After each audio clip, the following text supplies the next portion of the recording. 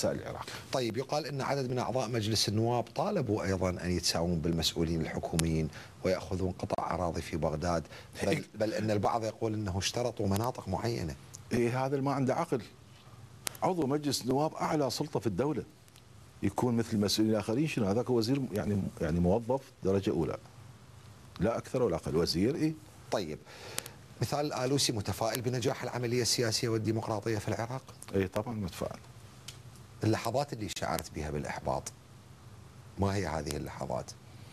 اللحظة بصراحة اللي أشعر بها بالإحباط قد تكون كثيرة ومتعددة، بس هذا يمكن بس لما يشوف سياسي دا يكذب وأنا أعرفه هو دا يكذب، فيجي الساعة أنقهر. ليش تكذب؟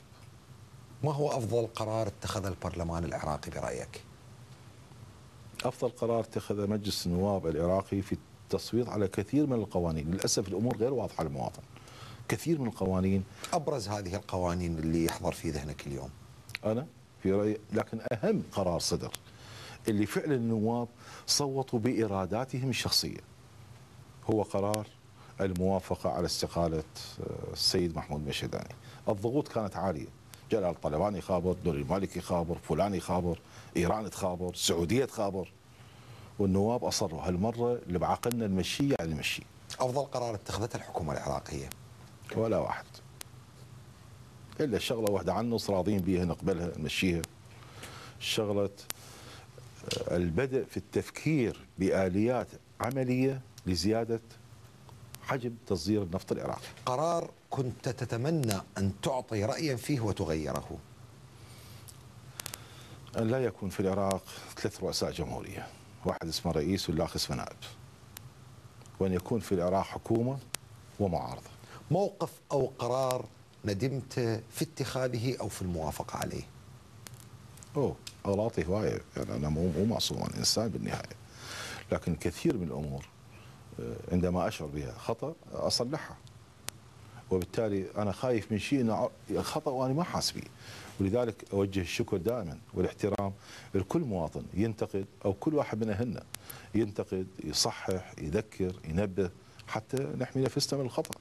طيب، برأي مثال الآلوسي، من أفضل شخصية لتولي رئاسة وزراء العراق في المرحلة المقبلة؟ عراقي بدون أي انتماء سياسي مع أي دولة من دول الجوار. هذا جميل، بس أريد اسم في ذهنك. العراق مليان. أنا مقهور، يجون يقولوا لنا زين منو البديل؟ يا سلام، هذا 30 مليون عراقي ماكو بديل، بس هذول جابتهم جيابة عيب. العراق كله رجال. برأيك من أفضل من يجلس على مقعد رئيس الجمهورية؟ اللي يعرف هذا المقعد خدمة وعز وشرف، ويطلع وما يخاف وما يحتاج لجوء سياسي. تدري أنا من ايش خايف؟ خايف عندنا مسؤولين كبار بالدولة دا يفكرون هسه إذا ما نجح بالانتخابات، وتذكرني إذا ما نجح راح يقدم لجوء سياسي في دولة في الخارج. حتى أتذكرك، تقدر تنطيني أسماء؟ تعرفهم والمواطن يعرفهم. برأيك كم ستحصد قائمتكم في الانتخابات المقبلة؟ والله احنا ما عندنا فلوس وما عندنا اعلام، واذا تتكرمون علينا تطلعونا هم بندوه اخرى او بلقاء اخر حتى الناس تسمع تشوف، حتى نصارح شعبنا. انا اعتقد ان هذه انتخابات طيبه، المهم ما يزورون، وهي هاي رساله مجلس الامن.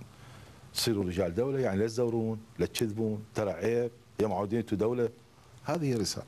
طيب، تعتقد تشتت القرار وتشتت المواقف في الدولة العراقية يعني قد أضعف القضية العراقية في أي صراع تخوضه؟ يعني إزاء أي قضية نجد أن مجلس الرئاسة يتخذ موقف، مجلس الوزراء يتخذ موقف، وربما في داخل البيت الواحد تجد آراء قد تشظت. ربما الرئيس يكون عنده موقف ونائبيه كل واحد منهم عنده موقف. هي المصيبة. الديمقراطية نعم أن تقول ما تفكر، أن تقول برأي حر، لكن لما تكون مسؤول في الدولة هناك مسؤولية الدولة. أنت أيد الحكومة العراقية، ادعمها، خلي الموقف العراقي يكون صلب ورصين، وراها روح على نور المالكي يقول له اوقف خويا، ترى هنا لازم نخفف، أو هنا لازم نقسم الأدوار. مرات احنا بحاجة إلى موقف مختلف، مثال يقول شيء وأنت تقول شيء. طيب، لكن لمصلحة العراق، ما جرى مو لمصلحة العراق. طيب، هل دعوت لمقاطعة البضائع الإيرانية؟ أي أكيد طبعا دعوت، لأن أفلسنا. وجدت هذه الدعوة نعم، صدى؟ بعض التجار اتصلوا بي بالمناسبة، 2 عراقيين اتصلوا بي، قال خويا تضريتنا ترى، نعم. ضريتنا يعني شعروا بالألم، بس ما حد يحكي بهالموضوع. أنت منتبه؟ كان المفروض يكون له موضوع سياسي يناقش، مفروض زملائي مجلس النواب تعال بويا ايش سويت؟ وزير يدز علي، رئيس وزراء يدز علي، مام جلال يدز علي، تعال بويا سويت؟ ليش؟ ماكو صنطه. لما تيجي الشغله يم ايران بالمناسبه ويم امريكا، هذول الاثنين المحرمات المطلقه، السعوديه بس يم اهل السعوديه لما تجيهم الفليسات ما حد يقدر يحكي، يسكتون. انا دا اقول لاوباما تعال بويا فهمني سياستك شنو بالعراق؟ شو تجي تسوي؟ بوش فهمنا ايش يريد، انت شو تريد؟